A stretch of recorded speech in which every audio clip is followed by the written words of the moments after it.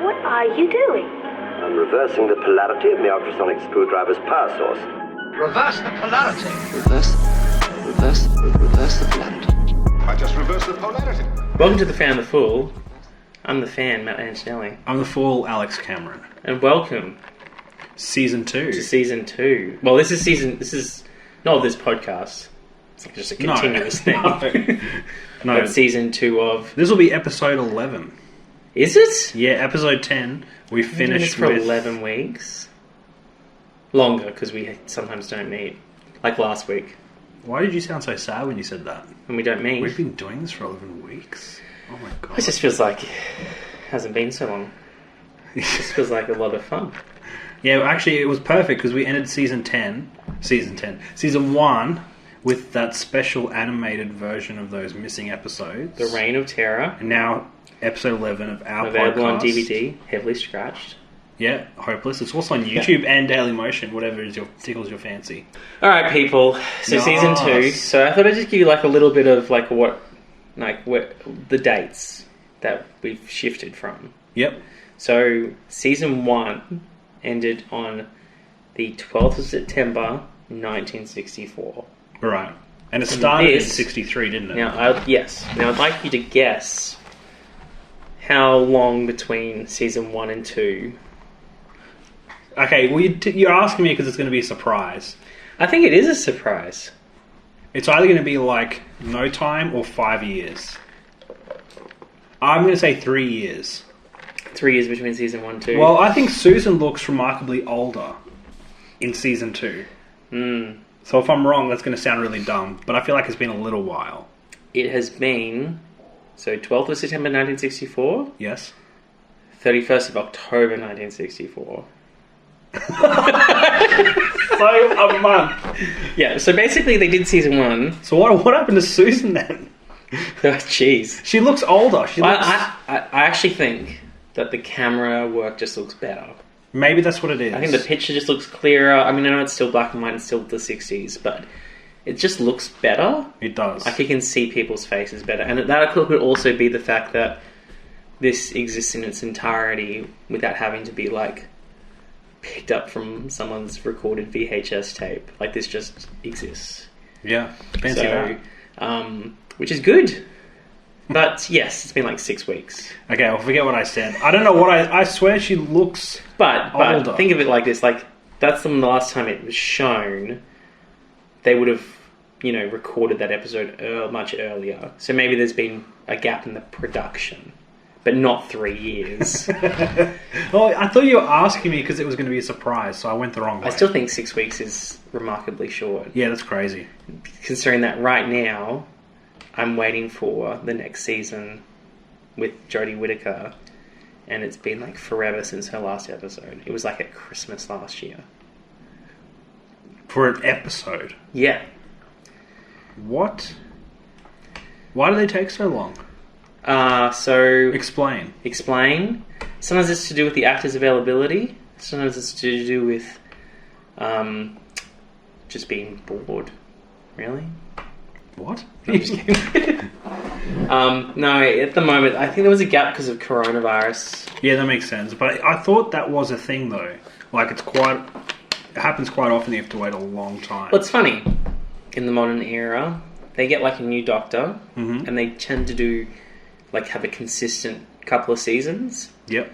And then in their like 3rd/4th season, they seem to do like a bunch of specials, and then they switch to a new doctor. So it's because of the spacing between the specials. Yeah, I think it's more because the actor gets really big, so they announce that they're leaving to go do other things. So then they might start doing those other things. Yeah. And so they have to space the episodes out to fit in with their schedule. And then they finally say goodbye to them. It kind of, to me, it feels a bit sad because it's almost like... Please don't go. Well, it's not just that, but it's almost like the actor, some of them would be famous anyway, but some of them would get famous from the show. Yeah. And then the 3rd season or whatever is kind of like an afterthought to their other career because now they've gotten somewhere. Yeah, I think the other thing is it's quite a relentless well, in the modern one anyway, it's quite a relentless, like, production. It's because every episode's like a movie, basically, because Right. it's a new setting with a new cast. The only actors that remain the same are the people who are travelling in the Tardis. Yeah. So you've got to do all that work to find a new cast for every episode. Modern day, like, work is put into it with special effects and action scenes, and Yeah. that makes sense. And then after a couple of seasons, you just need a little bit of recovery time as well. I guess it makes sense because it's not like any other TV show that's made today. It kind of, by the time it gets to season 7 and 8, you're like, it's coming towards the end. Some shows like Big Bang keep going when they shouldn't. How I Met Your Mother. Yeah, exactly. Like, they just push it, right? Yeah. But they know it's coming to the end, so it makes sense that it kind of slows down. Whereas this is like an insane horse. It's just like... We're not stopping. Yeah. Get a new doctor. Get me scripts. Get me actors. We're not stopping. No, come on, doctor, new. Oh, sex change, quick. Bring in a different one. Now, go. And I think you talked before we started recording, talking about how, like... And you realise it's been doing that for 60 years, apart from a short break. Yeah. Oh, yeah. We'll talk about that break. But that's crazy. Yeah, and like we were talking before we started recording about like when a new one does rock up, you're a bit sad, and you're like, I hate this new person. And I think I've had that reaction every time there's a new doctor. Yeah, because I'm like, David Tennant, Weaselface, Matt Smith, like, I was like, oh, it's really weird. But after they do their first... Oh, he's the cool, hip, young millennial one. Ooh. After they do their first episode, their first full episode, Yep. you're normally pretty sold on them. So it doesn't take long, because they sell it. Yeah. I guess they don't pick people who they don't think are going to be able to do that. I do think sometimes it takes time for the new actor to kind of find their doctor, like find who they are. So there's a lot of pressure too, because you imagine there's been like, 10 plus people who have done what you've done. No, but I'm saying like, not for every single one. No, I guess for the second doctor it'd be pretty easy. There's just only one before. And he was an old man who kept forgetting his lines. But wasn't he also getting sick towards the end? Yeah, he was. So the second doctor, the easiest job, they were just like, oh, you're here. Welcome. This guy won't be. Get in the role. I have mentioned this before. Go on. When we get to the end of the first doctor, which will probably be maybe the end of this year, well, probably start next year or something, I reckon there's a documentary about like the whole period of time for that first doctor. Yes, I want to see it. We watched that. Well, I'm already thinking ahead, because obviously I know the Doctor is going to change. I haven't seen that happen, but I know it's coming at some point. Yep. I know I was annoyed with him, but now I really like him. Yeah. And I don't particularly after this episode, I'm like, he's alright. He's really good. I love this storyline. I don't want him to change, so I can imagine going through, like, especially now that it takes longer to shoot, you could be with a Doctor for, 5-6 years? Look, there's sometimes, like, when I was new to watching the classic series, there's some Doctors I would go back and watch and be like, I bet they couldn't wait for this period to be over. But that wasn't really because of the Doctor's fault. A lot of the writing kind of falls down in certain points. Really? But we'll get to that. Because I feel like the storylines have been, if not average, really good. Some of them have been really good. Ooh. Like this one I felt was really good. Do you agree? This one was good, yes. Planet of Giants? Now, before we do the thing, watching of the episode, I have to guess the thing. He has to decide, I'm giving him a thing. Yeah, you should explain it, because we haven't actually given this thing a name, so we just should do it. I actually think it's going to evolve into me just showing off geeky things I own. Because that's really what it is. Yeah, because eventually, I'm going to know enough about Doctor Who at some point that you're not going to be able to fool me, right? What's this blue box? I'm like, well, it's definitely the TARDIS. What's in the box? 7. Yeah, got it. So, we should call it a thing. Is it Doctor Who? Is it Doctor Who? And what do I say? Who? Is it Doctor Who? Who? No. Like, you know Tim the Tallman Taylor? Ooh. Okay, well that was exactly Tim the Tallman Taylor, but what I mean is, you know how he does that, and it goes up? Who? But you just say the word who. Is it Doctor Who?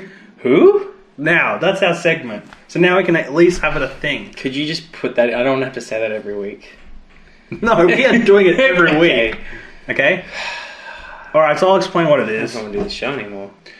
It's a figurine, and it's an owl standing on some sort of brickwork or up against a wall. Yep. I already have an inkling of what it is, even though I don't know why I think it is what it is, because I don't know a lot about that thing. Okay. I feel like it's from Harry Potter. Okay. I don't even know why, because I don't know that much about Harry Potter, but I'm going to say it is not a Doctor Who thing. You are correct, Okay? but it's not a Harry Potter thing. Okay, what is it? It's just a bookend. Okay. You don't think that looks like a Hogwarts thing? I mean, it looks like an owl. Is there an owl in Harry Potter? Like, I'm asking, I don't know. You've watched Harry Potter? Ages ago, and once. I've never read any of it or done any of that. I've done any of that. Any reading. of Harry Potter. Is there no owl in Harry Potter? Well, there is this Hedwig. There's Harry Potter's Well, that's owl. why I thought of it. That's why I But he's thought not of white with red eyes. it. Okay, so the answer is, this is not a Doctor Who thing. This is a Bookend. bookend. Excellent. And I cannot believe the week that we come up with the jingle, you give me a bookend. Well, I keep picking things that are like geeky. This isn't geeky at all. No, but I like it because you did fool me. So that doing this kind of stuff will work. Yeah, okay, so, yeah, alright. Well, next week, geeky, good. Can you do the show today? I guess we'll do that next week on Is It Doctor Who? Nah. You're right, it wasn't. You ready? Okay, Oh, let's... we should do that. Is it Doctor Who? And then if it was, it'd be like, yes. And if it wasn't, it'd just be, nah. Nah. Okay, good. Now that that's out of the way. Alright, everyone, welcome to Season 2. The first story is called... Doctor Who, not the podcast. Of Doctor Who. What's it called? Planet of Giants. The Planet of Giants. Now, is it a planet of giants? No. No. So I feel like that's a spoiler, but you know I think why it's you're pretty here. obvious. Yeah, I kind of picked it immediately. Right. I was like, So this is the first time you'd seen these episodes? I hadn't seen this at all. Right, okay. But so the first thing that happens is they're in the Tardis. Yep. I put the Doctor has a new cape because I think that cape Yeah. looks kind of nice and new. He's not the only one with new clothes. Why is Ian so well dressed? He's He's got clothes in the Tardis. Yeah, but he goes from like... It's like he's decided I'm a traveller now, so instead of wearing a teacher's stuff, which is like rags, he's like wearing a full dress, dinner coat, jacket, like looking slick. Yeah, he looked very slick. Yeah, I liked it. I also think... So what happens is they're in the TARDIS, but the console's really hot for some reason. Yep. And so he goes, go, Susan, to check out the fault indicator? Yeah, fault locator. Fault. Yeah, we've had this before on the show. His fault locator. Right. Call back. I was like, ooh, continuity. I like a good continuity. Like those painkillers. Yeah. Yeah. That's within podcast show continuity. Yeah. That's canon now. Yep. Matt's on painkillers. Not anymore. Not for pain. He just likes to take painkillers. There's any students listening to this, because they do listen to this. Right. That's not true. Might explain a few things, but anyway. So they're flying, Yep. traveling. We hear the landing sound. Actually, no, that's right at the end of the entire story arc. Forget I said that. But you do see it land. They do Yes. that thing where it Appears. good effect. Yep. But it does land in what it really, honestly, I did immediately go, just looks like it's between two rocks. And it turns out, absolutely true. That's exactly what I thought. I thought the miniatures look really obvious because he's obviously just put a toy between two bricks. Yeah. But it actually is in the story. Yeah. So it's perfect. Now, while they're landing, the doors open, Yep. and Ian, Barbara, Susan all have to push them shut. Yes. But the Doctor manages to land the ship. Mm-hmm. And they go outside, And where are they? Planet Earth. Planet Earth. What year? They don't actually say what year. No, I feel like it's modern day because... In their time. Yeah. There is a 1960s. novel, just to show my geeky side, there's a novel set immediately after this Okay. that dates it as 1969. So you know that. Have you read that book? No, I just know things. Oh, okay. Because I was going to say, how could you have read that book and not watched these? But you haven't. So you've just done none of it as a fan. Yeah. Yep. Explain yourself. 1969. Yep. So technically like 4 years in their future. Yeah, because they're talking about, well, 5 years in their future. there's a subplot amongst the giants, which are just modern day humans, about insecticides. Yes. So it makes sense that it can't be like back too early. No. Something I do find interesting as we will go through this episode is there's never any interaction between that storyline that's occurring. Yeah. Like, things happen in each storyline that affect the other, Yeah. but none of the characters from either storyline interact with one another at all. The storyline of the giants, or the modern day people, is its own interesting storyline. Yeah. And yet, like you said, there's no interaction. Even when at the end, our doctor and the crew, the companions, think they're doing something to affect what happens in that story. It doesn't actually have any effect at all. Did you notice No, that? I've got some nice things to say about the third episode. Yeah. And the other thing is, this is probably a slight spoiler for people who haven't watched this, but the TARDIS getting small, I thought would have been because of something that's happened in this location that they've landed in. Oh. But in fact has nothing to do with it, just a fault of the TARDIS itself. Oh, so this is not the first time that something has affected the TARDIS and made it small. Oh no, I just meant as in I thought There's a there'd major be plot point There'd coming. be a plot point where this is happening, and they've that's built why. something that's we find out is to kill insects, but hasn't affected the size of the TARDIS while they're flying through time and space. But no impact, just the TARDIS being faulty. See, what I'm still... and I wanted to check this. I'm still not completely clear in my head about how much the TARDIS is doing and how much the Doctor is affecting the TARDIS. Like, is it his fault that happened, or does the TARDIS just do things and they're in it? That's for a fun? very good point. No clarity. Guess I'll wait 60 years for the Well, I answer. just can't tell you because there's some things that Right, it comes up. It comes up. So there's this ongoing thing. This isn't a spoiler, but that's correct. So the Doctor flies the TARDIS, Okay. but there's an ongoing thing that's like, does the TARDIS also just kind of do its own thing? And so he's flying it, but sometimes it just like goes, we'll land here. Yeah, because it's too often that it's landing where he doesn't want it to land. Yeah, I have got some things just when it lands and they try to look outside. Mm-hmm. At 4 minutes 10, the TARDIS scanner, the screen cracks. Yep. And I was like, good. That's a thing. It happens. It will happen again. I also like that the Doctor says what it must have been looking at was too big for the frame. Because it's... That's how giants. TVs worked back then. Didn't you know? Yeah. If you try and put an image that's too big on a TV screen, it just implodes. That's why I thought it was worth raising. Also, I'm pretty sure the screen, it looked like it broke, right? But I don't think it really did. It looked like a video was on the screen of the screen cracking. Yeah. Yeah. So, which makes sense because it's also like you don't have to pay for a new TV. No, I mean, not in 1963.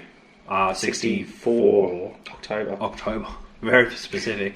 We could probably look up how much TVs were at that point in time. Yeah.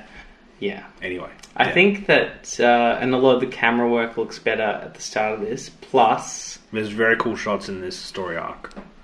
a lot more zooms in and outs, and we'll get to when they see bigger things as small things. Yep. But, Yes, that was all very well done. yeah.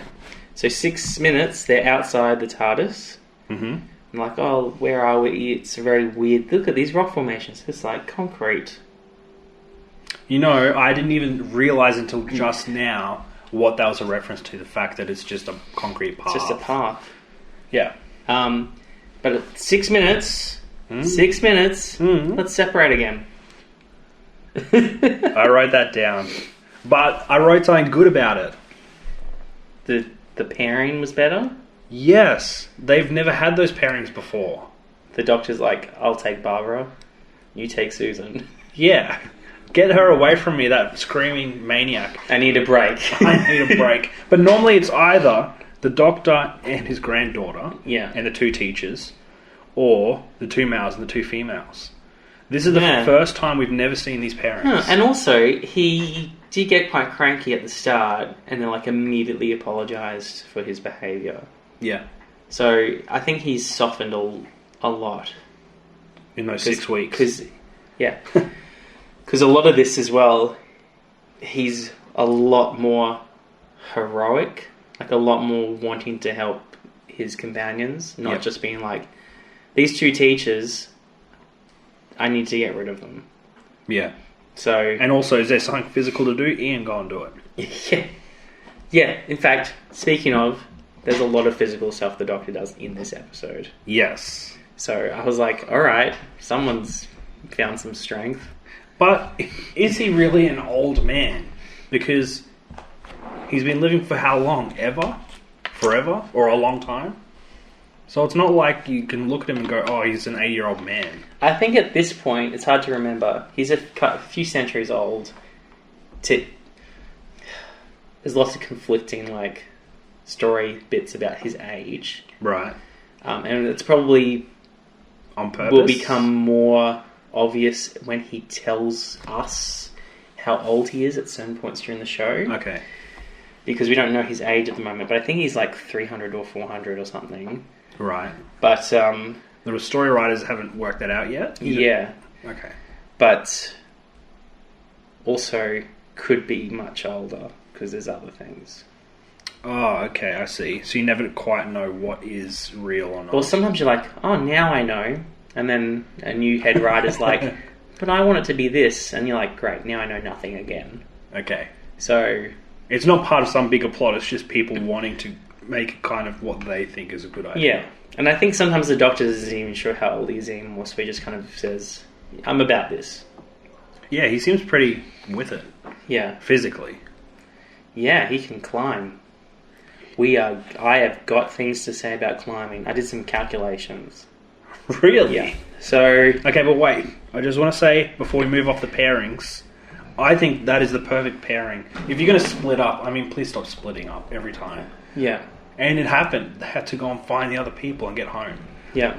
But this is the best pairing because I think the Doctor and Barbara are the most similar in personality, as well as Ian and Susan. Because they're two scientific minds? Yeah. Calm, smarter people. Ian and Susan? No. I don't necessarily mean smarter. I just mean they are more, like, logical based. Which ones? Barbara and the Doctor. Okay, Barbara and the Doctor, it's a logical. Whereas Susan and Ian are more adventurous and energetic.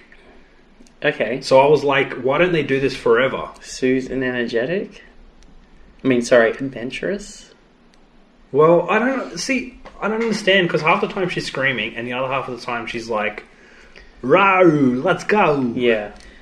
And look, this season I'll have a lot of trivia about her actress, Carol Ann Ford, and how she felt about her character development. Becoming more and more of a damsel in distress? Yeah, well, kind of. I guess she's not really if she's an alien. Which she's not. She's not his granddaughter, I'm calling it still. You don't have to wait much longer. Okay, so... ooh! Oh, so it's the next story arc. That's why he said to me, you're going to be so shocked about the next story arc. Yeah, you will be. So... you ready? Mm-hmm. So they're both exploring their separate pairs. The better pairs forever? The Doctor and Barbara come across a giant dead earthworm. Yes. And I thought... and they come across a dead... well, Ian and Susan come across a dead ant. Yep. So they both come across dead insects. And I wrote, are these things cheaper dead? Because imagine having to have like giant things move on the screen. That's a good point. I was like, maybe they just were like, let's just kill the giant things. That's smart. Yeah. Because it works with the storyline, but I never thought of it that way. It would cost less production-wise. Yeah. But there are like other reasons, I guess, to do within the story. Is that the giants have their own story going on. They do. Okay, so at 9 minutes 20, the Doctor says something intelligent made this pattern.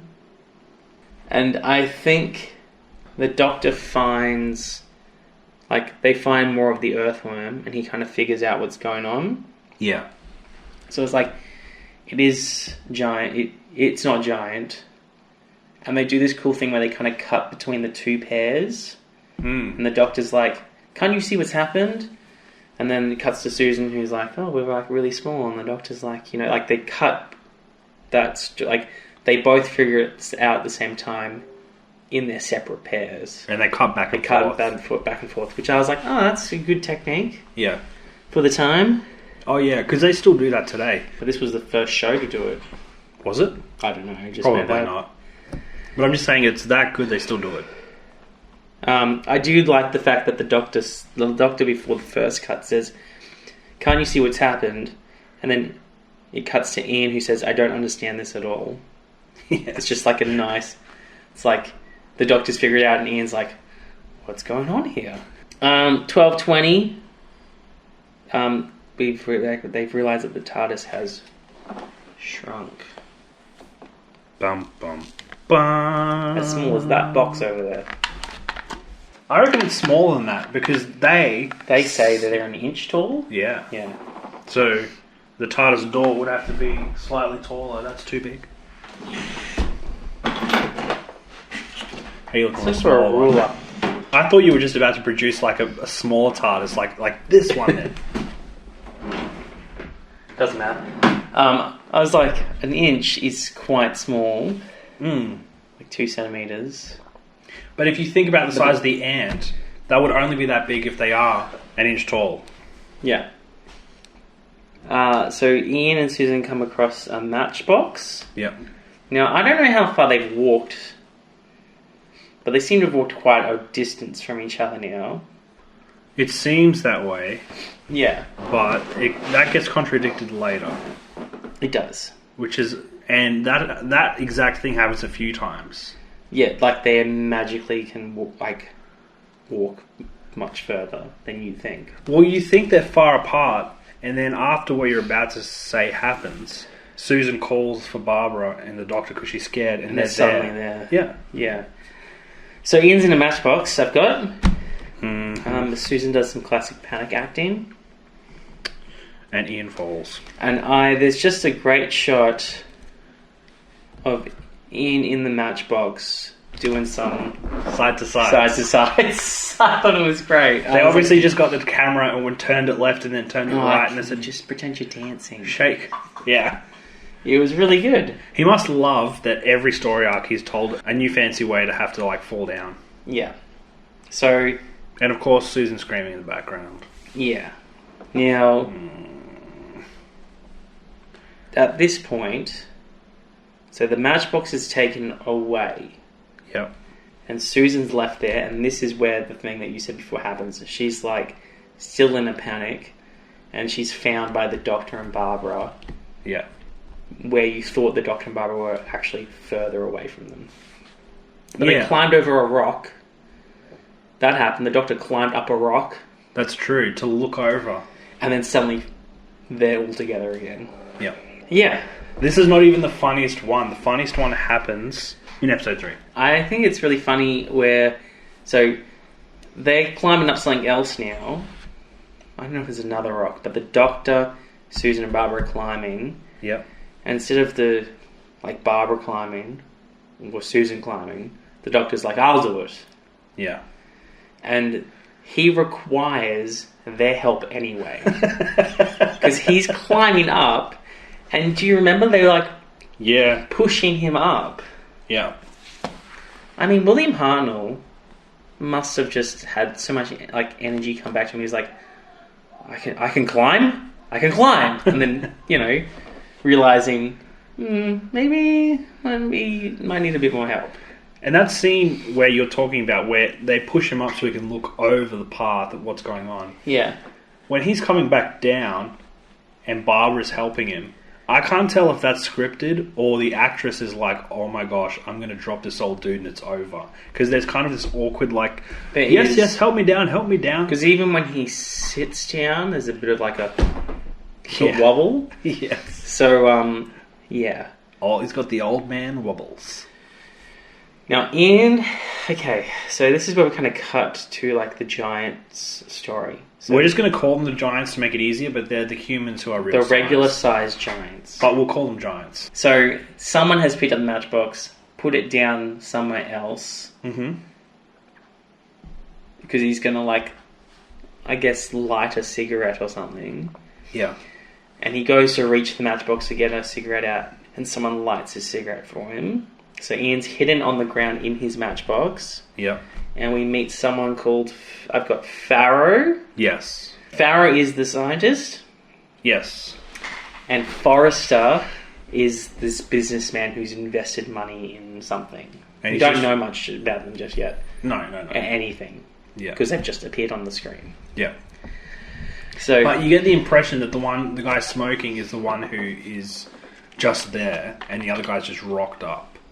And he's like, so the science. So from what I could gather, Farrow was doing some tests on a pesticide that Forrester had invested in. Yes. And found that there was something crazy wrong with it because it like kills indiscriminately. Yep. And so Forrester was like, I've invested so much money in this, and I'm about to make heaps of money, so I kill you. Yes. With the world's smallest gun. Yes. In fact, it's so small, he has to reach into his jacket pocket all the way across to some tiny pocket on the other side of his body. I've never seen someone go to pull a gun out of a jacket and almost reach around and boy, does he a hug. He puts his hand in his jacket a few times. To pull out that tiny gun. Not always to pull out, just to be like, I might need this. Like there's a few times where he's talking to someone else later on, and he's like, maybe I just need to keep my gun close. And the other person's like, why are you giving yourself a hug? This is the weirdest threat I've ever seen. Yeah, so... I didn't... See, the thing is, I couldn't tell whether Farrow... I wrote Parrot the first time. Because I couldn't hear what his name was. I use the subtitles. You should use the subtitles. I don't have time to read. Wow. That's why you didn't read that thing about that story following this. That apparently no, I just looked at the... Because I haven't watched a lot of these, but I have read a lot of the wiki stuffs about them. Right. I could not tell whether he developed the pesticide or he was just there to test it, because he's developing a report about whether it's a good or a bad thing. Yeah, I think that's it. Like he did a report about its effectiveness and the dangers of using it and blah blah blah. It's very effective. Yeah, it kills everything, not just the pests. It's an everything side. It's an everything side. That's the episode title. It's the everything side. And Dr. Wobbles. So we're creating a cast: Dr. Wen and Dr. Wobbles, and the everything side. Anyway. So I love the fact. So this guy, this Forrester, has clearly decided. He's like, I got to get rid of this guy. Yes. And so he asks him, like, what are you getting up to? What are you getting up to while you're in the area? You know what I mean? Like, he's like, why are you here? You've written this report. What do you intend to do with it? He's like, I'm going to send it right away. And then I'm going away for a few days on my own on a boat. It's like the opposite of the Bond villain who tells you their plan. This guy's just setting up a way for you to kill him. It's like, here's an exact perfect alibi. Yeah, he may as well have said, if I were to go missing, no for weeks.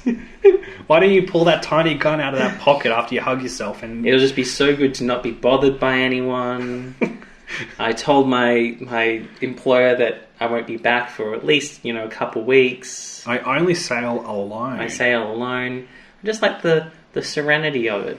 And the other guy basically should have said, so if you were to be killed, no one would have to know for a while. Oh, yes. Yes. Perfect. So having put it all together in his head, I guess he just shoots him.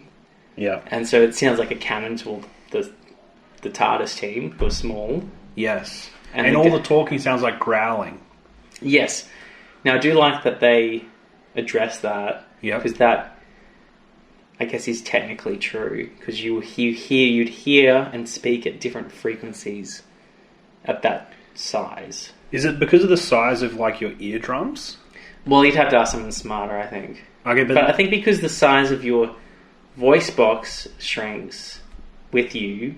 Yeah. When someone large hears you, it would sound like a squeak. That makes sense. Okay.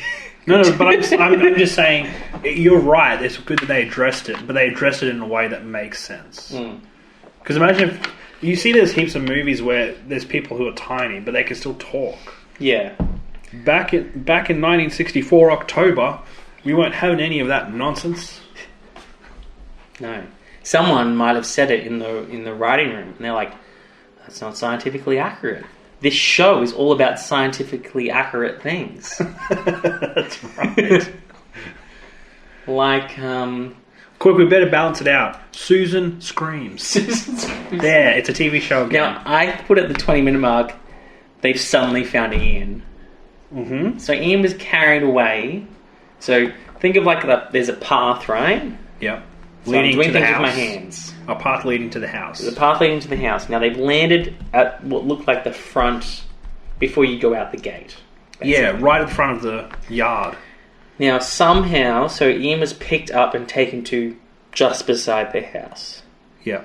And Susan would have been, just outside of the path, because that's where she and Ian got to. Yep. Was he smoking there first and put the matchbox down, and then Ian hopped in and he picked up the matchbox and decided to go smoking somewhere else? No. That's weird too. No, it's not that. He sat down and then later went to pick up the matchbox because he thought he's going to catch Ian, but that's when the guy rocked up and lit the cigarette. Yeah, but Ian was moved. Yeah, you're right. He was moved to the house. Yeah. And then they appear. And remember, they're an inch in size. How long would it take you to cross the yard of a property if you're an inch in size? Okay, well I didn't calculate that.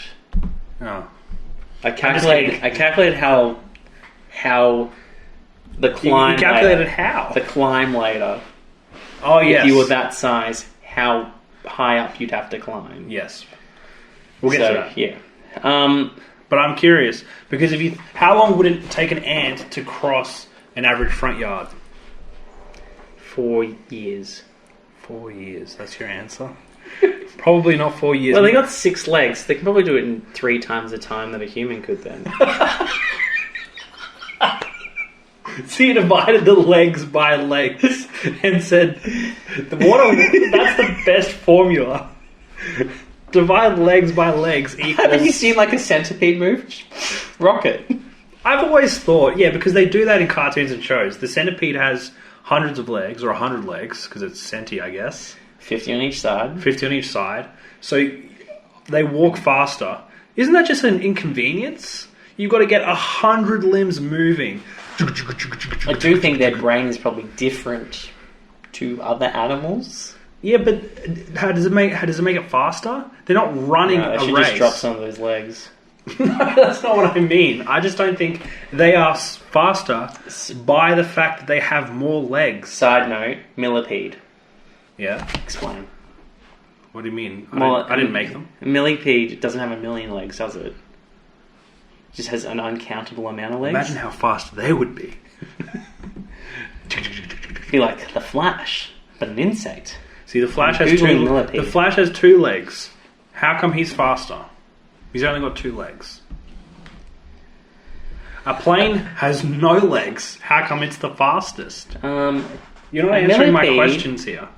A millipede, a group of arthropods. The name derived from this feature. Oh, it's about the jointed legs. Each double leg segment is revolved with two single limbs fused together. Blah blah blah. Oh, name.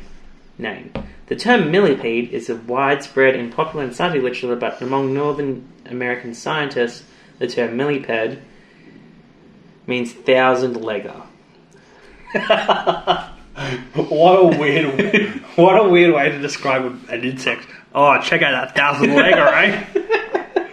Wow, that's a 600 horsepower engine. That's a 1,000-legger, mate. But I don't think it means it has 1,000 legs. So, okay, should we just... let's come I didn't back. even know if I'll cut this out or not. No, don't leave it in, I love it. You didn't hear my arguments before. Oh, sorry, I plane- was too invested in the millipede. I'm more invested in this argument. A plane has no legs, but it's faster. Explain.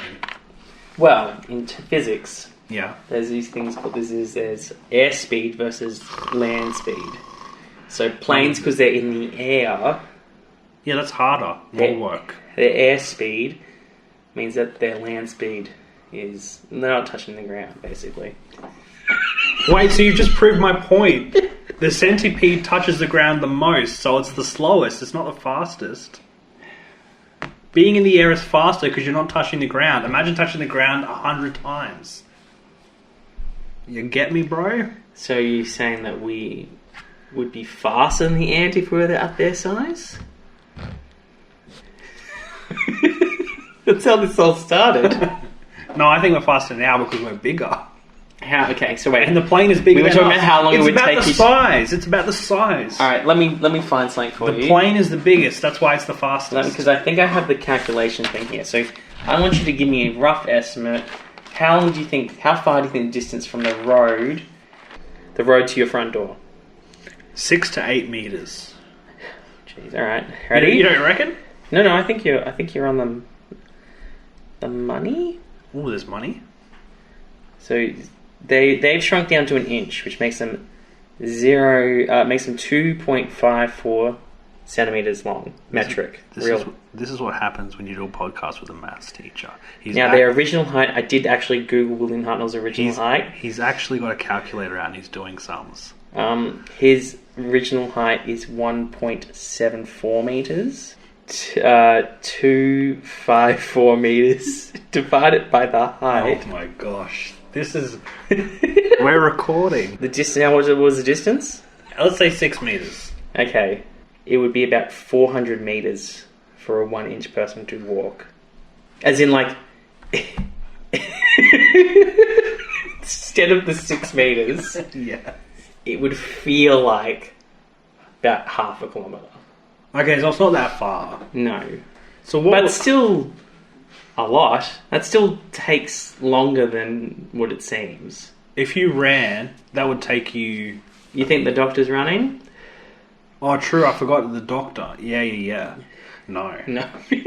He's 400 years old. Should he still be running? Well, you know. Go ahead. Old people can do things. Mostly they do one thing right at the end.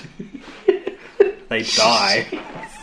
So depressing. Okay, so it'd be about 400 meters. Very interesting. I'm glad we did that. Okay, good. Okay, so we worked that out. Where are we up to? Oh, the end of the first part. So, there's a giant dead body, which it clearly is a screen with a dead body. Yes, I love the way they did that. So to show... I would stay well away from that, by the way. He was way too close. Yeah, because what if he's not completely dead? But I love the way they showed it. They've obviously... people doing, yeah. It's like they have a cinema screen with a photo of the dead guy's face and the doctor and his companions just walking up to I'm it. sure that's exactly what they did. That's just It looked pretty good, though. Yeah, you know, Acceptable. And they're all reunited. They're like, giant dead body. And then suddenly, cat. Yes. And then end of first episode. Which is clearly just someone with a camera has annoyed the cat by walking right up to it to get it as close as possible. And the cat's like, what the hell are you doing, man? But they're like, I'm that's just trying to be a perfect. cat here. There's no such thing as animal acting at this point. What are you doing? But it's perfect because he looks annoyed and he's very up close. Second episode. Dangerous Journey. Good. I forgot to write that down. So, I love how they just stand still. Yeah. It's not like a T-Rex or something. It's a cat. I could smell that they're there. Yeah, no, it's looking straight at them. Yeah, but it could. But what I'm saying is, if it was fooled by the fact that they stopped moving, it can smell that they're there. I think it's the doctor that says the most obvious line, which is, "Cats are fast." And I was like, yeah, I guess if you're 1 inch tall, cats would be fast. That's not the issue. Everything's fast. And then I put good cat acting because the cat just walks away. Yep. Crisis averted. For now. Now, we're going to get separated again. Yep, they love it. So they hear footsteps coming because Forster is coming back. Forrester Forrester is coming back. Yep. It's also much easier to say. I don't know why I keep trying to force it to be Forster. The panic. So everyone panics because there's footsteps. Now, Ian and Barbara make the worst decision ever, which is to hide in the bag.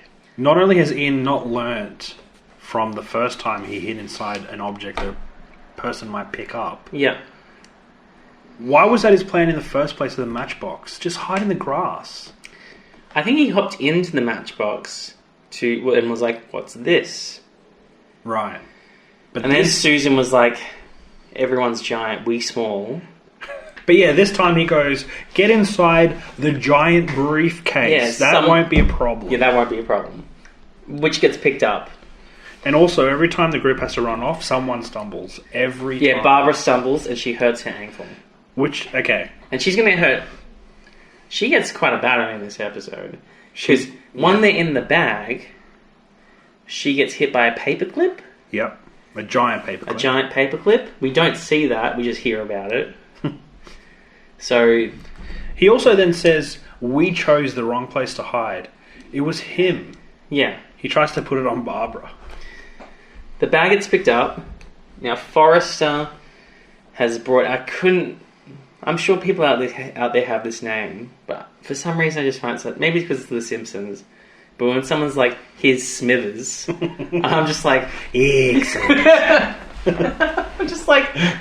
Well, that's not Smithers. Oh, yeah, that's the... That's the Mr. Burns. That's Mr. Burns. But yeah, you're right. When you say Smithers, that is who I think of Mr. Burns for some reason. Because he goes, "Smithers." And I was like... I couldn't take him seriously at the start. I was like, alright, scientist named Smithers. Sure. Which is funny because this is way before that. Yeah.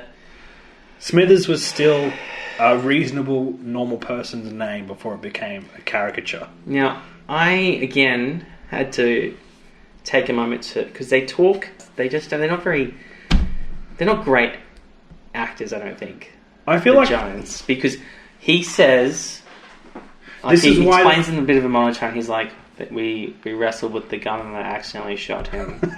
You're like, alright, maybe sell it. Maybe sell it a bit stronger so this scientist believes your story. That's why the first guy who got shot wasn't the scientist who made it. He was checking it. Yeah. This is the guy who made the insecticide. Yeah. The everything-cide. But they don't really explain... So he says, we were wrestling with the gun and I accidentally shot... whatever his name is. Even you just explaining it to me had more emotion than the guy on the screen. The other thing was, why were they... why? Because he pulled out a gun. I love you couldn't even finish the question. You're so frustrated by the question. He pulled out a gun. They fought over the gun and acted like this was his story, right? Yeah. They fought over the gun and he's accidentally killed this scientist, Farrow. He's actually killed Farrow. But why were they fighting over a gun? Yeah.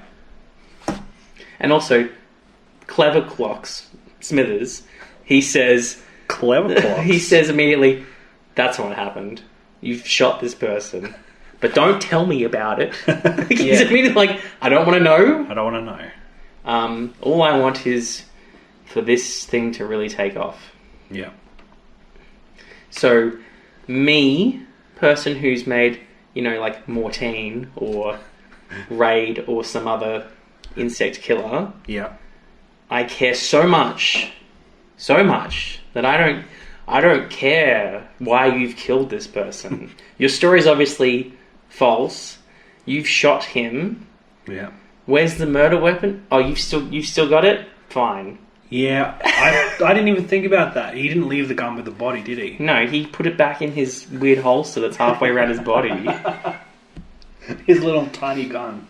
But I blew my mind. I was like, you're going to keep... Because then the next thing was, oh, well, he told me, this is Forrester, he told me he's going on the boat for a few weeks, dump his body on the boat and trash it, and we'll just pretend he died at sea. With a bullet wound. That's exactly through right. his chest. They don't address the fact that he'd be found with a bullet wound in his chest. Yeah, well, pirates. With tiny guns. Tiny Every guns. time I've seen a pirate in a movie, they put their arm Arr. Arr! Now hold on a sec. I'm just going to put my arm into this coat and pull out this little gun. So I thought that was funny. But I tell you what I do like. There's a lot of weird things in these episodes. This episode's a bit crazy because there's not a huge amount of character development. It seems to be Well, kind they're of not like... characters. There's a guy in a monotone voice. Yeah, but I think even the Tardis crew, it's kind of just... They kind of have not a great time. Like, this isn't like a fantastic episode where they land on a planet that's got, like, cool monsters and aliens on an alien world. It's, we're on Earth, but we're small. Yeah. And that's not fun. Honey, I Shrunk the Kids. Doctor Who edition. But the original. Oh, yeah. Anyway. Yes. I like these episodes, but there are weird things that happen within the story itself. Yeah. I think these episodes are good because of, like you said, the camera work is better. The way they do shots of certain things to demonstrate how tiny they are, like the sink. I think the whole sink scene might be my favourite part of this whole episode because it just looks like a giant sink. Yeah, it's brilliant. Yeah, it's very good. There's a lot to like about it, but there's some choices in the story and the way characters, in quotations, act that kind of let it down. So they put the briefcase inside.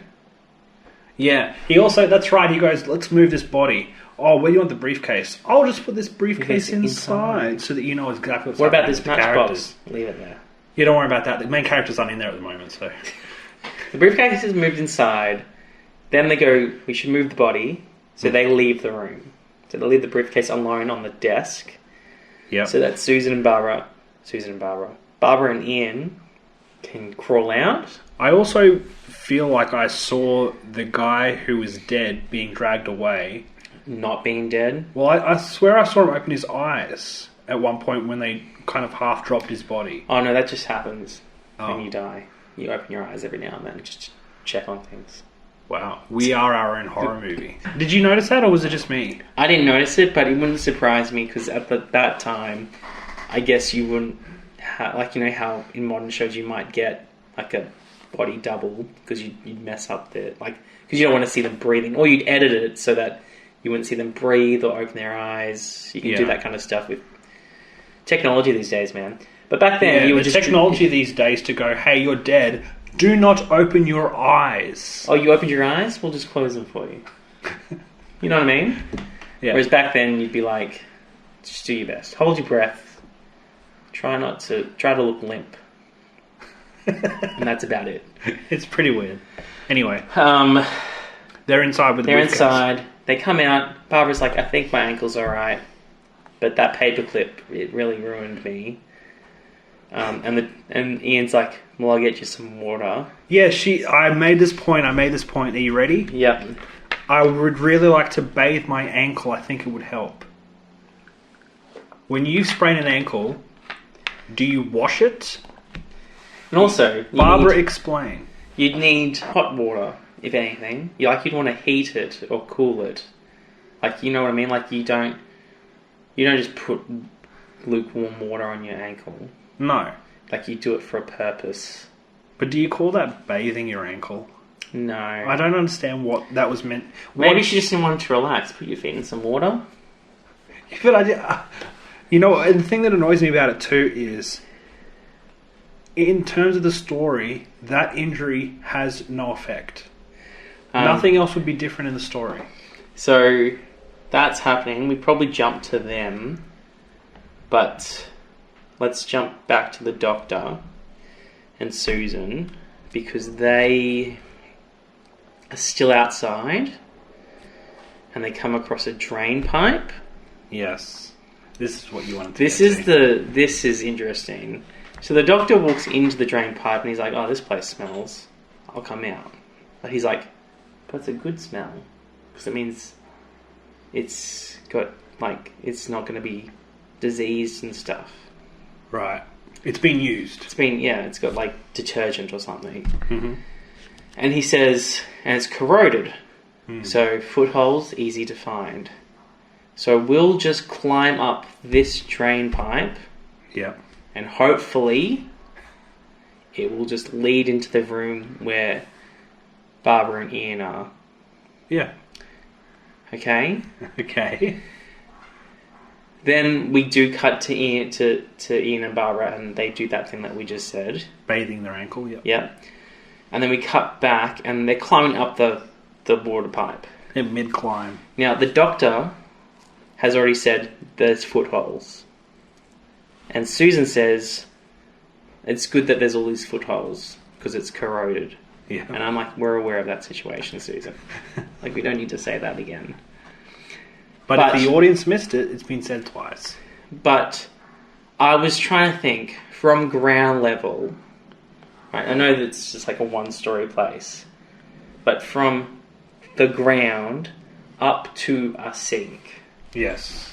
This is where your calculations come to play? Yeah, so I was like, worst case scenario, like, maybe it goes, like, up because you might know that, like, many places would, like, laboratories have, like, maybe an S-bended hole. Yep. So I was like, that's tricky. That is tricky. So I was thinking, how far up is from ground level to a sink, do you think? That's a good question. I don't want to answer because I know you've done calculations. How tall did you say? Well, I can modify it. I said, let's say best case scenario, a meter? Yeah, I was going to say a meter because I can see your bathroom sink and it's probably about a meter. Okay, so... I'm giving away secrets that I can see your bathroom from where we record. So what I calculated was that would be about a 75 to 80 meter climb for someone Meters? For someone who's 2.5 centimeters tall, just climbing straight up. And you got to think, it can't be corroded top to bottom in like a perfect, like, wall climbing motion. You'd have to kind of get to spots where you can hold on. Now, before, like, I keep hating on this, I should point out that I am aware that's the 60s. Yeah, we're not putting these things down just for the sake of it. We're just discussing things that we find interesting. I just think it is interesting. Yeah. But I do like it. Like, I'm like, oh, yeah, I guess you could climb up a water pipe. I would have thought there would have been an easier way to get inside because you're small. Yeah. So why don't you go underneath a door? Yep. Or although there was shutters the in the cat. window. The cat? Oh, that's a good point. Maybe it's because of the cat. That makes sense. I put it the 13 and a half minute mark. The Doctor is a good climber. He is. Although he does look really... When they get to that scene where Susan's talking about the corroded pipes, Yeah. he looks done for. Oh, yeah. How close are they at that point, do you think? Pretty close. I hope so. He forgets that he's 400 years old and just remembers he's an 80-year-old man in real life. He was 56 or something. That guy does not look 56. I believe you. I know he's probably 56, but he does not look 56. Come on. He does look older than that. I wonder why. People just look old back then. That's why Susan looked like she aged so much in the 8 weeks. Yeah. Because people just age like crazy. Now we cut back. They're almost at the top of the drain pipe, but we do cut back to Barbara and Ian, who've decided. Yes. So first of all, they do a bit of exploring up the table. They come across a pile of corn or something. It's either corn or wheat. I think they decide on it being wheat, but I don't think I they're love sure. Like, we need to make a decision on this. This is what's important right now. Now, while Ian isn't looking, Barbara touches the wheat. Yep. And it's sticky. Yeah. So she asks for his handkerchief and is like, I'll just rub this off. And he says explicitly, don't touch anything. After. After they. Why do you need my handkerchief? I just need to. I don't know. Don't worry about it. And then he never worries about it again. You know, like he doesn't think about it. Why did she want to borrow my handkerchief? But that's fine. That's fine. It's fine. It's fine. But they go. They settle on a plan. Barbara has a few times where she's like, it's hopeless. And Ian, like, he does like the thing where he like hands on shoulders and is like, knees on toes. It's okay. We'll be fine. I actually marked down, this is the first time you really see Barbara not look sure of herself. Because normally she's one of the stronger characters. Yeah. But this thing freaks her out when she realizes that she might actually be in trouble. Yeah. Health-wise. I think the only other time we've seen her crumble was the very first one when they're in the jungle. Oh, that's true. In 10,000 BC or whatever it was. That's true. But I feel like they were still getting a handle on the fact that they've actually discovered this crazy alien man and they've travelled way back in time. Yeah. After that, she's pretty good. Until now. Until now. And then she's like... Ian's like, oh, it's okay, we'll make a plan. And they decide on making a paperclip ladder. But to get to the paperclip, they need to open the bag. Yeah, the briefcase again. So they go to the briefcase. Ian climbs on top. And while he's up there... I thought that was a great scene, by the way. Him trying to push the buttons of a giant's briefcase to try to get it open and how heavy it would be. Yeah, and I think the set looked really cool. Yeah. It actually looked like a giant briefcase. Barbara then... There's like a fly appears. Yeah. It comes up behind her and she suddenly turns around and she freezes. And Ian's like, I've opened the briefcase, but he can't hear her. Yeah. And she's like, there's a fly. There's a fly. So, and the fly looked alright. Yeah. It's like, that's not a bad looking fly. And they were able to... They obviously had someone behind it just kind of slowly moving whatever the prop was. It looked pretty good. Yeah, it was slightly moving. Yeah. And then even when it flies off, like it just cuts away from it and then you hear the bzzz. That was well done. You're like, oh, good work, everyone. Yeah. I think they've really upped their camera work game in this. I feel like that's pretty normal for season 2 of any show. I think also season 1 was much more popular than they thought it was going to be. So they're like, we should take this seriously. Yeah, put more effort into this. But that's what I mean. I feel like lots of shows get a pilot, maybe get 6 to 8 episodes, and then if it takes off, that network goes, let's put money into this because it's worth it. Now, I forgot to mention, Barbara does faint at that point. Yeah, I was going to say. So, she sees the giant fly, she faints, and then it flies off. Barbara does a faint. I actually wrote, this is really not good English, but I put Barbara faints because fly. Yeah. I think I was just scribbling notes down while we were getting... It was moving on. That was like a recent episode where you said Ian does a collapse. He does a collapse. He's very good at doing a collapse. Now Barbara does a faint. Uh-oh,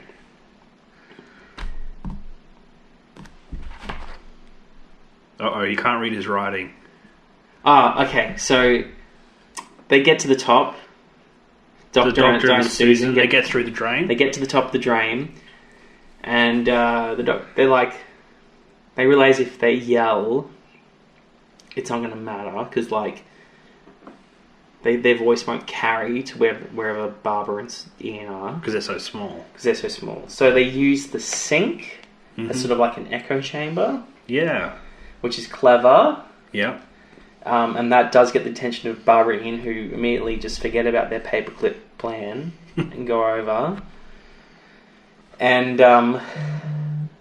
I think they decide, you come down here, because I guess the plan is to climb back down the drain. Right, yeah. So they go, get down here, we'll climb down. Climb down the plug chain, Yep. get in here, we'll climb back down.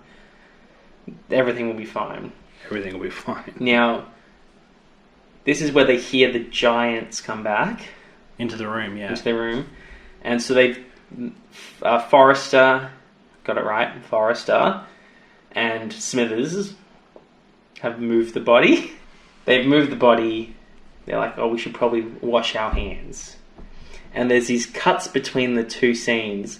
And I found it really hilarious. Not hilarious, but like funny in like a interesting way. Where, so Barbara and Ian are like, well, we'll climb back out. And the Doctor and Susan are like, we'll climb back down and hide somewhere in the pipe. The overflow part of the... Yeah, but we don't know that yet. Oh, sorry, scratch that. They're just going into the pipe. Yeah. Which is bad if water goes in there. Yep. Because that would probably take them all the way outside. Which is what the sink does. Yep. But there's just also... So there's them panicking about that, and it's just intercut with just people being like, we'll just get the soap ready.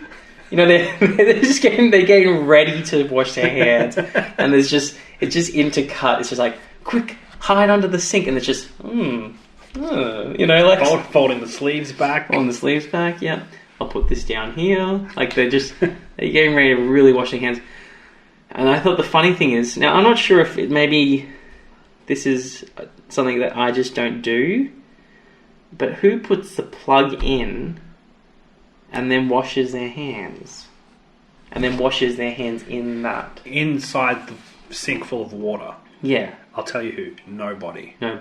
But it's a good scene. It's a good scene and it makes sense for the story, but it looks weird.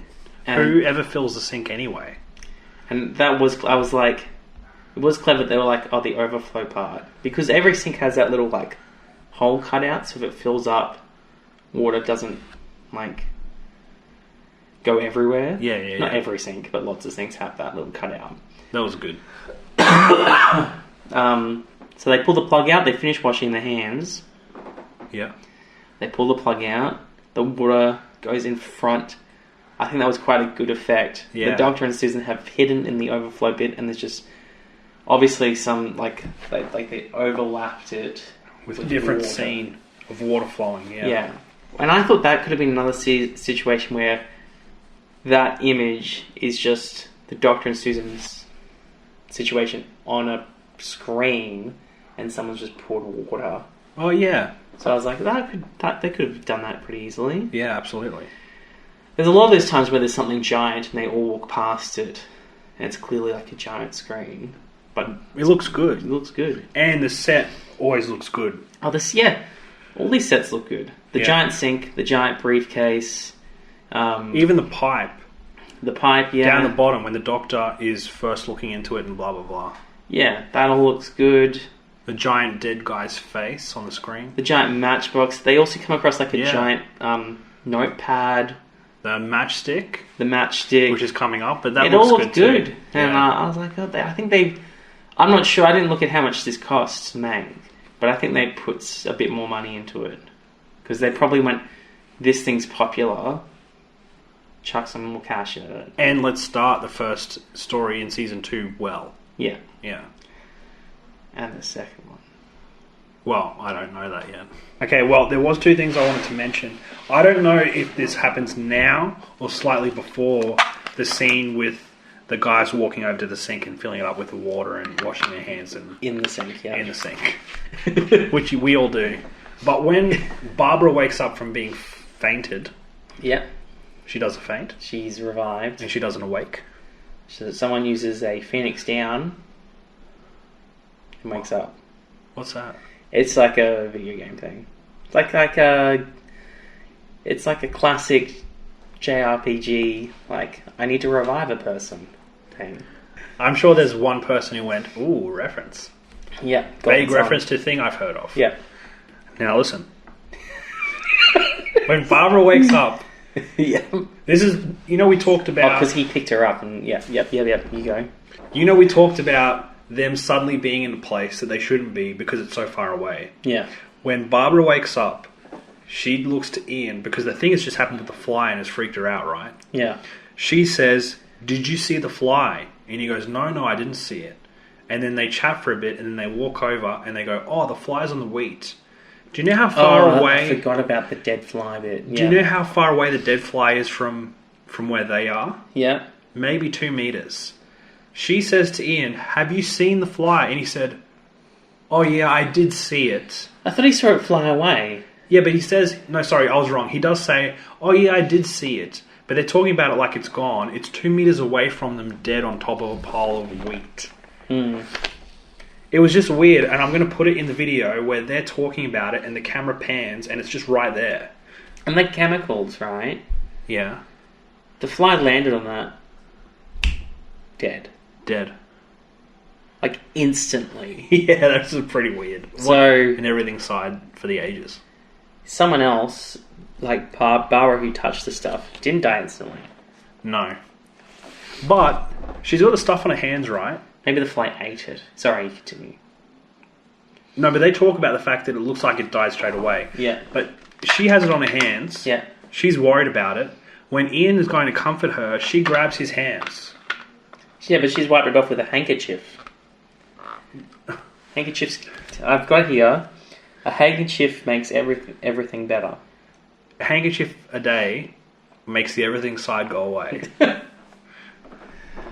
That's not speaking for me. That's what I wanted to say. We're going to move on to the next episode. Okay, so the next bit... Yes, Queen. So... Not only does the guy wash his hands and pull the plug out, he puts the plug back in. Yes. But then the plug is out. Well, they do that same scene twice. Yeah. Is it the 2 different guys?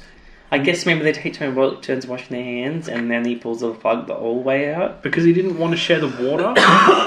So Maybe. They both have independently filled up the sink to wash their hands. Yeah, but they... So eventually the plug is out for good.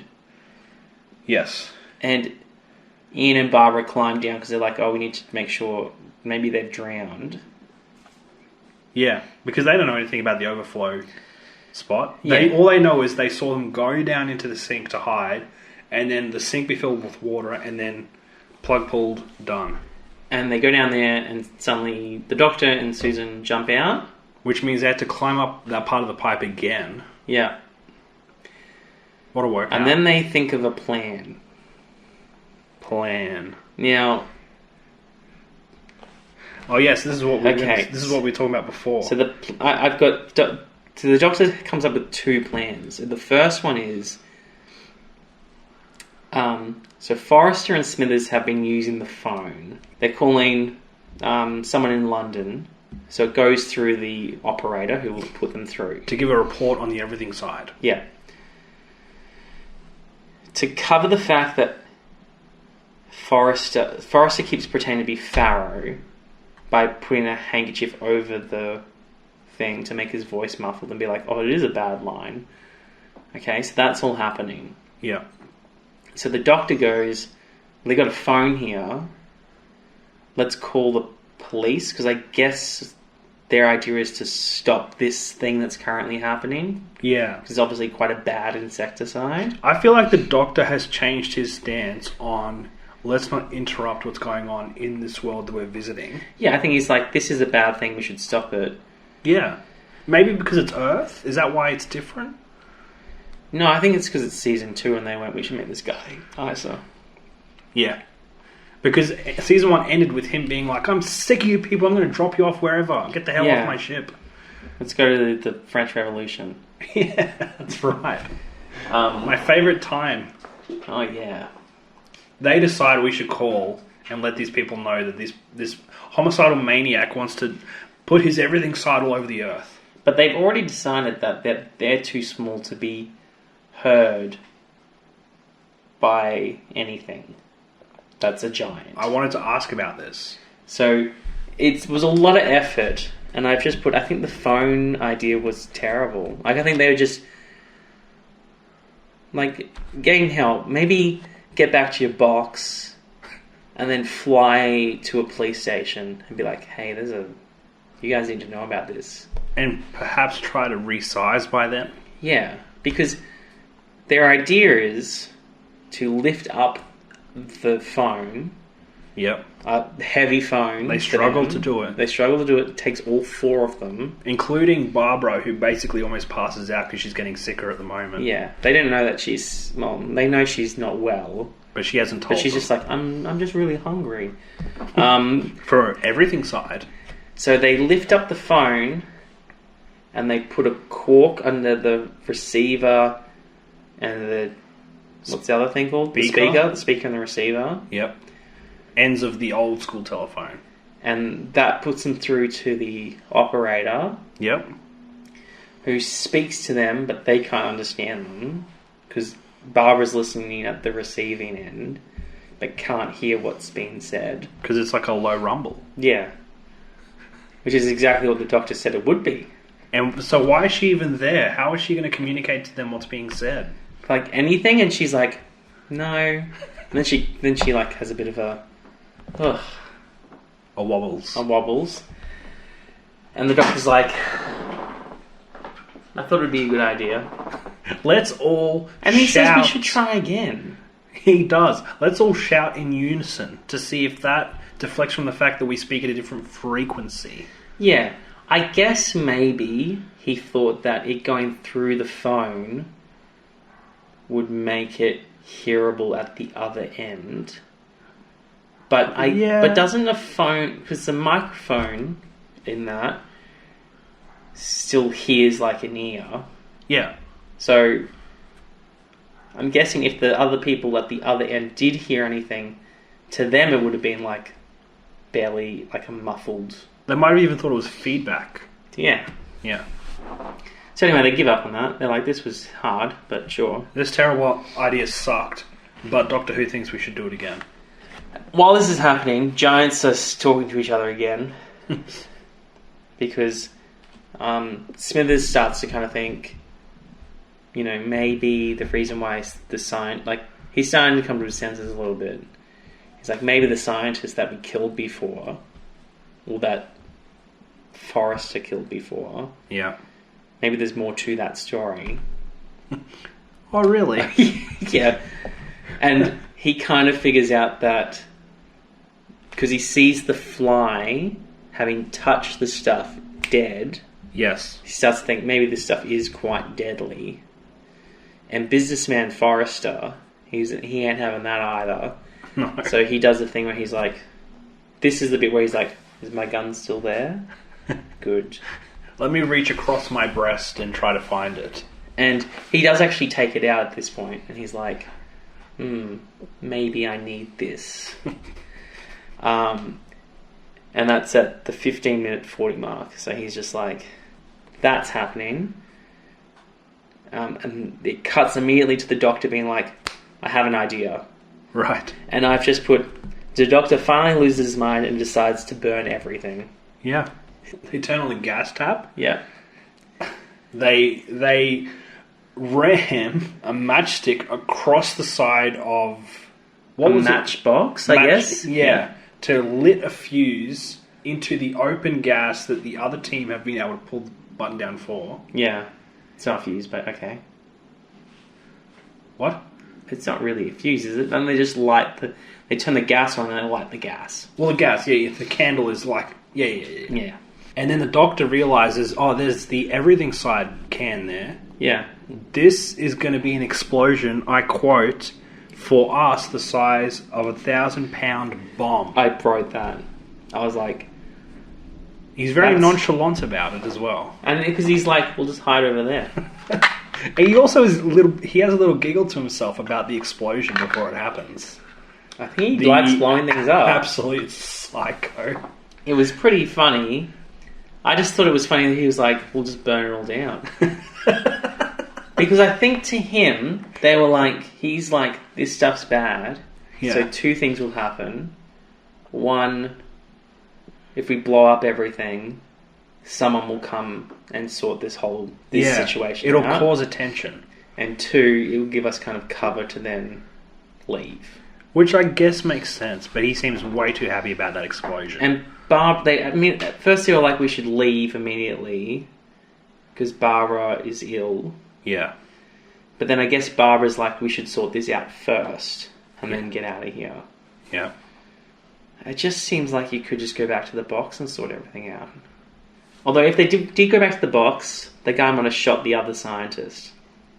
But they don't know anything. They don't know anything about that. They're separate stories. They can't hear anything that's being said by anybody. Yeah. I do like the fact that they were like, who put these corks under the phone? That was pretty good. Because that's pretty weird to find under your phone. And then he picks up the phone and it's the operator, and she's obviously, because she's like, I know what Pharaoh sounds like, and this ain't Pharaoh. Yeah. And so the police officer's like, we'll find out. And he puts on his helmet. Did you see this? When he put on his helmet, he didn't quite get it all the way over his chin. I remember it looked weird, but and then he was just like, we'll find out soon. And then he just walks out. So that was pretty good. So even though they don't know this is happening, yeah, they've already caused the police to come. Are you so talking... the police, the TARDIS team, by putting the phone on the thing and getting the guy to pick it up and be like, oh, I'm Forrester. Let me go get Pharaoh for you. Handkerchief on. Yeah. This is Pharaoh. Okay, so I was wrong. Because I was going to say to you, their plan had no effect and the same thing would have happened regardless, but that's not true, is it? No, I think the fact that he picked up the phone and then she was like, his voice sounds just like the same voice as before. Right. Well, there you go. But they didn't need to blow up the can of the thing. No, that was just for fun. But I guess if they blew it up, maybe that's the only can of the thing that currently exists. But that we're never told that.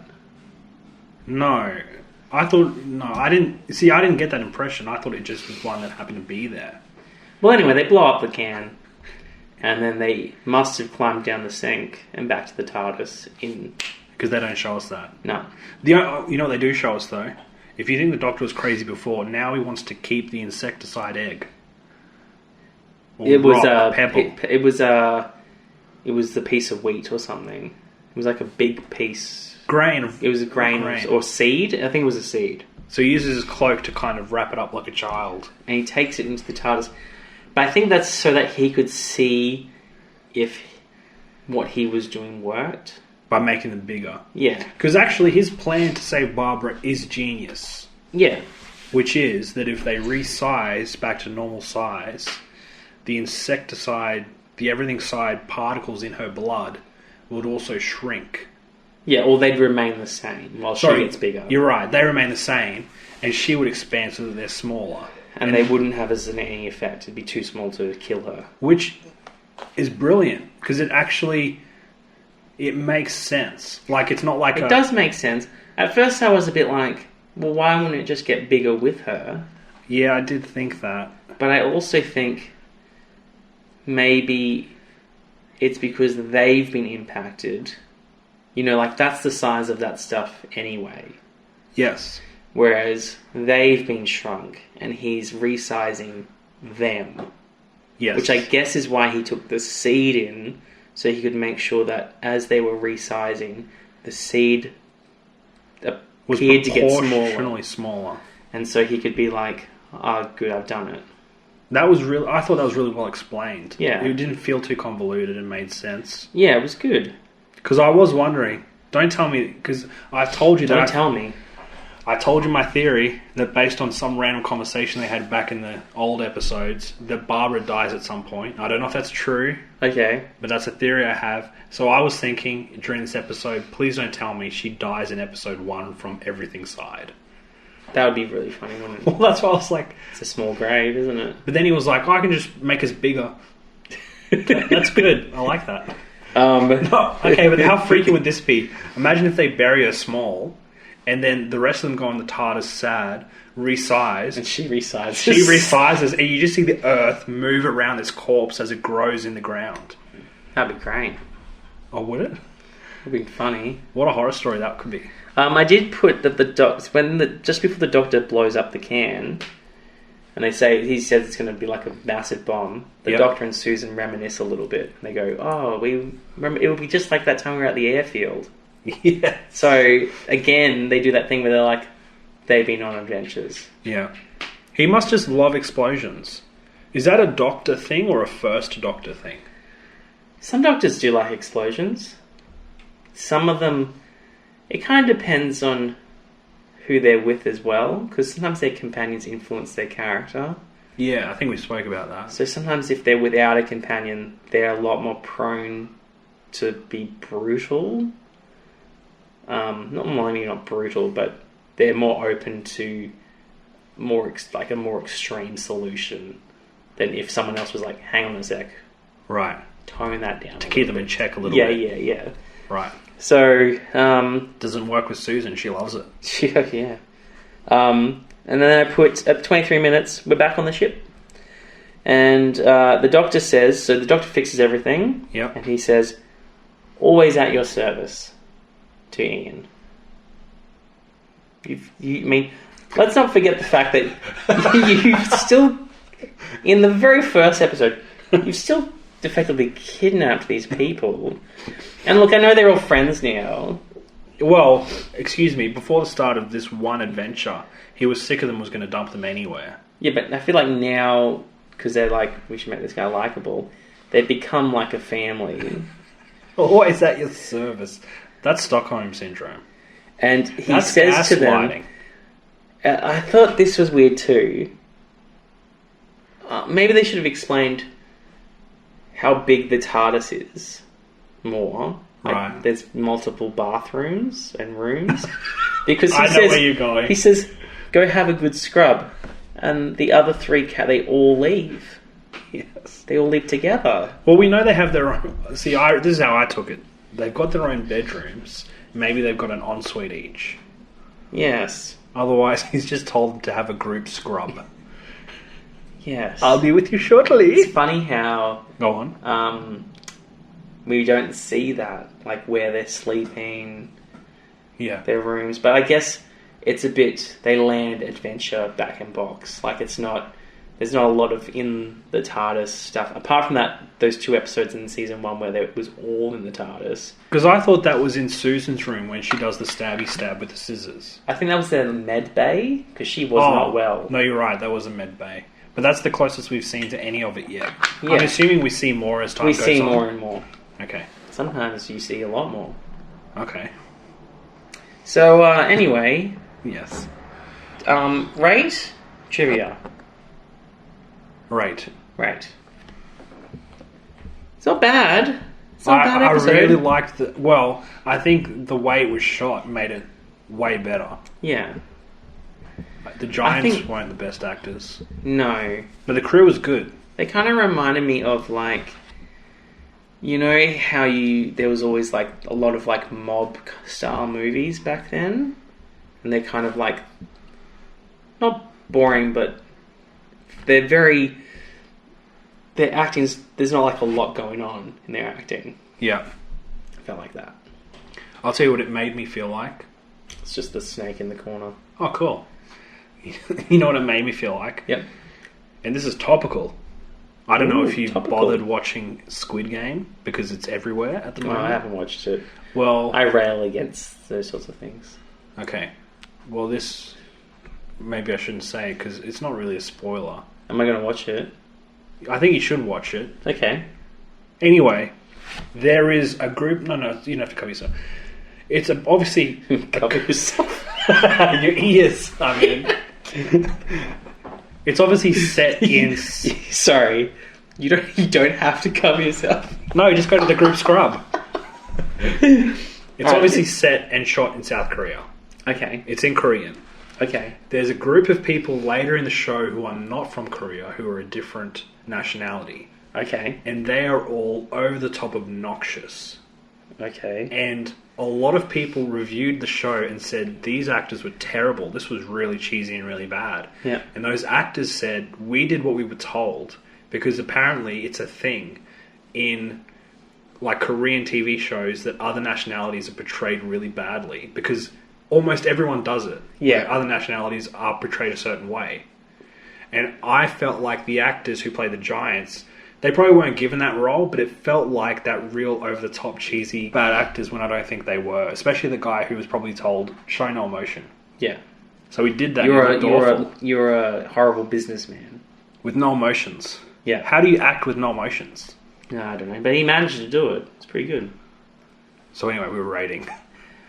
So I think the camera work was really good. Yes. I liked all the giant sets. I think the sets were really good. Yes. I think the acting from the Tardis team was quite good. I don't think there was a lot of character development. I think it was constant.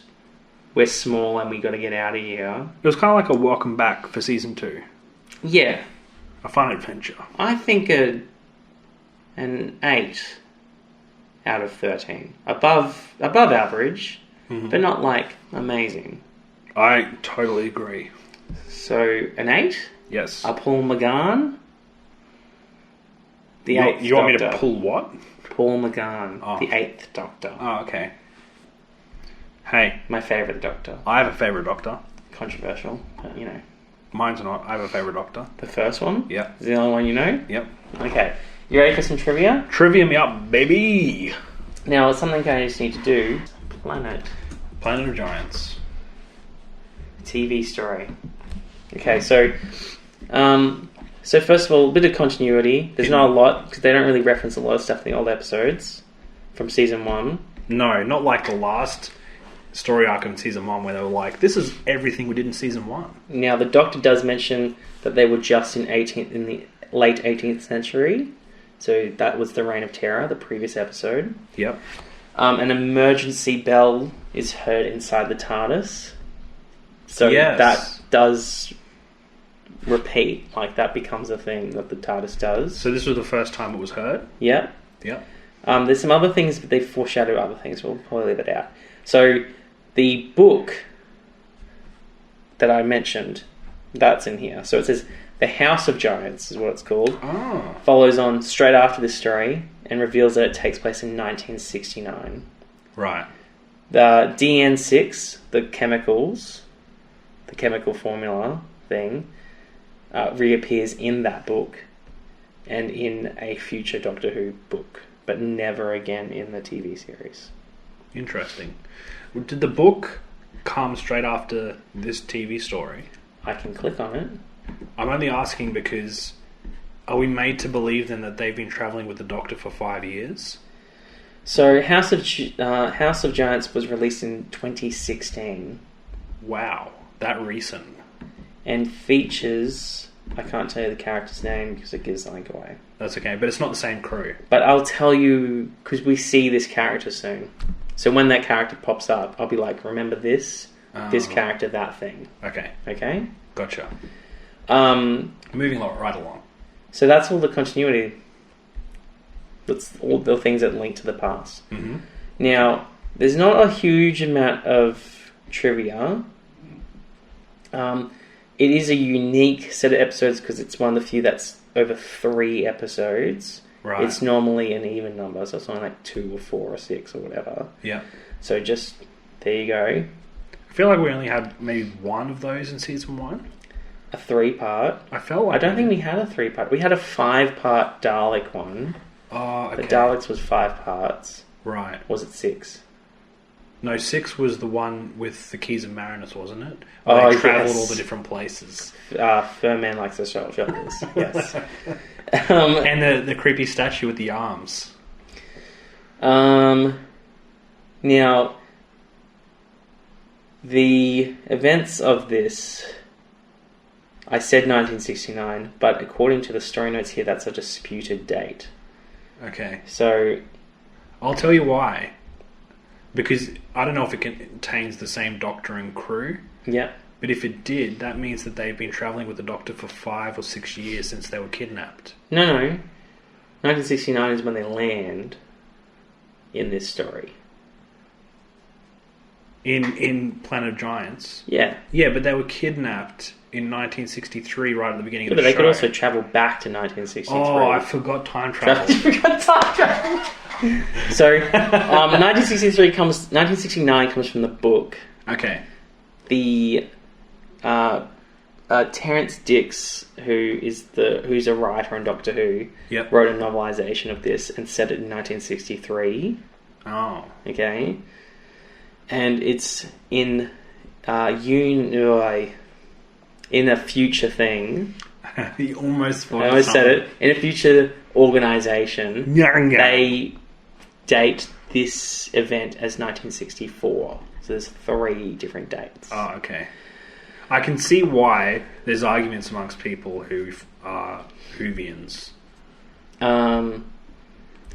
This is one of the few serials that didn't have special features on the DVD when it was released. It just was just the episodes. They were just like, just take this, okay? This is all we got for you. The shots are good enough. This is the first time that the Doctor manages to return to the 60s. And he does it small. Good So point. he gets them back to close to their original time. Yes. But lands as a small TARDIS. So every time he tries to bring them back, something's wrong. Yeah, because he's gone to other planets now. Whenever he's come back to Earth, once it was the French Revolution, once it was Marco Polo, which we didn't get to see. Yeah.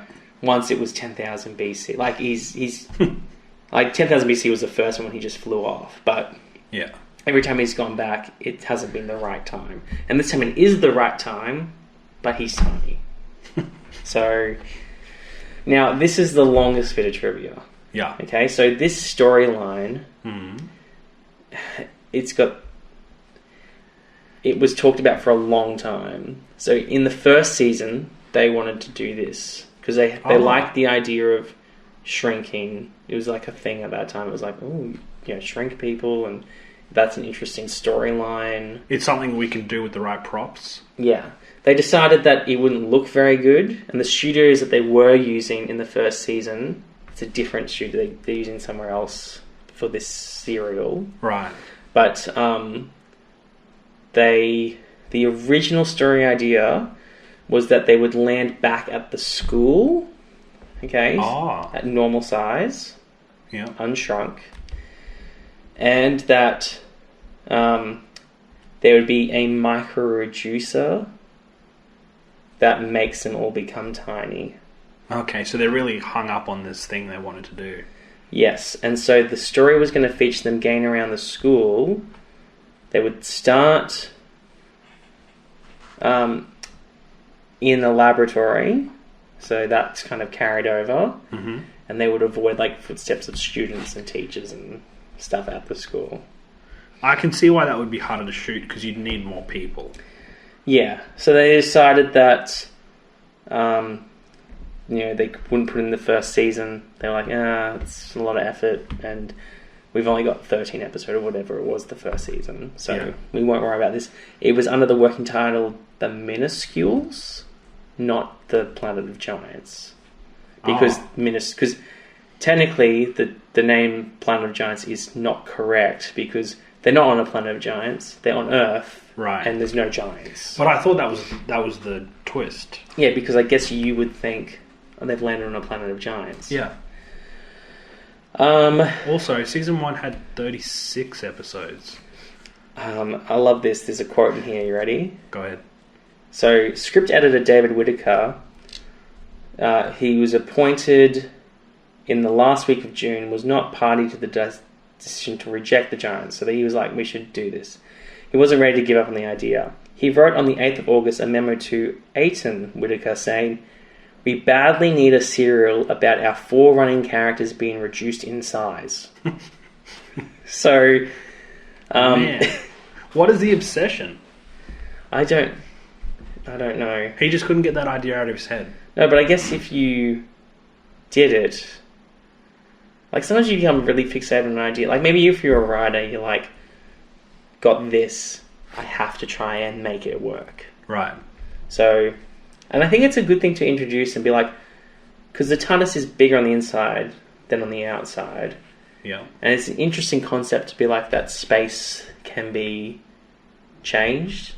Yes. So not just time travel. Yeah. So, yeah. So, David Whittaker, said that the studios they were using just weren't good enough to do the storyline though. Mm-hmm. So they did it.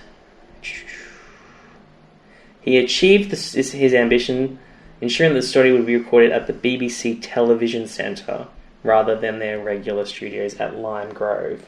So the headquarters, basically. So they changed complete studios, or set locations, so that they could build the giant sets. So not for Doctor Who, but just for this storyline, and then they went back. Well, I'll find that out in the next episode. Which we can't talk about yet. So Donald Wilson. Who's Donald Wilson?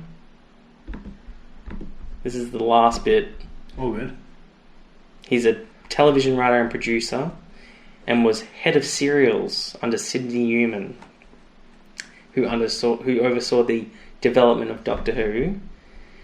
He said, "Oh, where'd it go? Oh, there it is. There it is."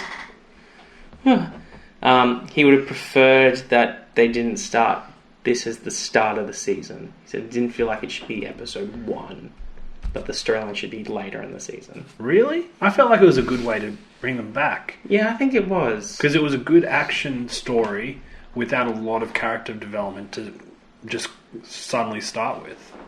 Yeah. You That's dig? my trivia. I liked Interesting. it. It was pretty interesting. I worked on it. I'll give it a 7 Doctors out of 13. I'll take that. I don't know who that is. It got average at 8.5 million viewers each episode. 8.5. Okay. In context, the Daleks one was on average like 9. So they're now relatively high consistently. Right. So that's pretty good. Plus, they did recognise the Daleks was like widely watched. So if they're starting to get close to those numbers again. In fact, now the title of the next one has obviously given away that those characters are returning. Yep. So that will be the first time that a villain, a species, a villain, whatever, a monster returns. Yeah. So that will be interesting. So the next one is called the Dalek Invasion of Earth. Yep. Now, I told you last week, or 2 weeks ago, whenever we recorded last, that I've watched 2 serials of this, 2 story arcs, this one, and there's one further on, because this is a very significant episode in the history of Doctor Who, and there's some scenes in it that are still replayed now in like modern Doctor Who. Really? So it's a very significant episode, and I'm excited. Well, I am, based on you telling me that. Because I remember during the Aztec storyline, there was a particular scene that you said this will be reflected on later. Yeah, it's the scene where he's walking through part of the temple. And calling out for Susan. I don't think he says anything. Oh. He does.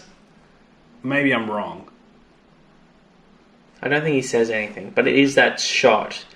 And you won't, it'll be a long time before. Oh, okay, so it's not quite the same. There'll be some episodes, particularly when we get close to the 50th anniversary, where the continuity notes are going to be...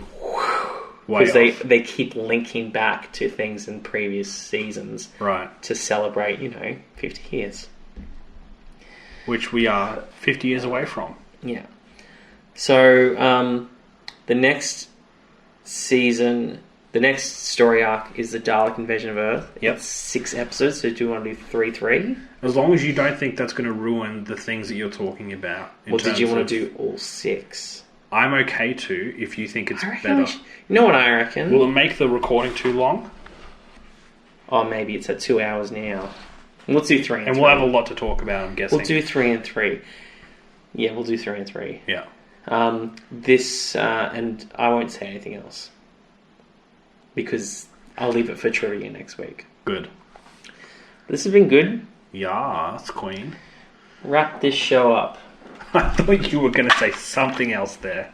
Wrap this up. Wrap this show up. Bye. No, you got to do all the things. You got to do all the things. What are the things? You like? Oh, yes. Yes, okay. So we have a Facebook, we have an Instagram, we have a Twitter, we have a YouTube, we have a Spotify, we have a Apple Podcast. We have a link tree that links you to everything. Yeah. And that's noted on all of our stuff. Yep, and if you don't use Spotify, or Apple Podcasts, there's like a bunch of other podcast platforms you can find them. Yep. And it's all in that link tree. And the YouTube viewers get extra special tiddly bits of images of things, including the guest, the Doctor Who, and scenes from the show Yeah. that we're talking about.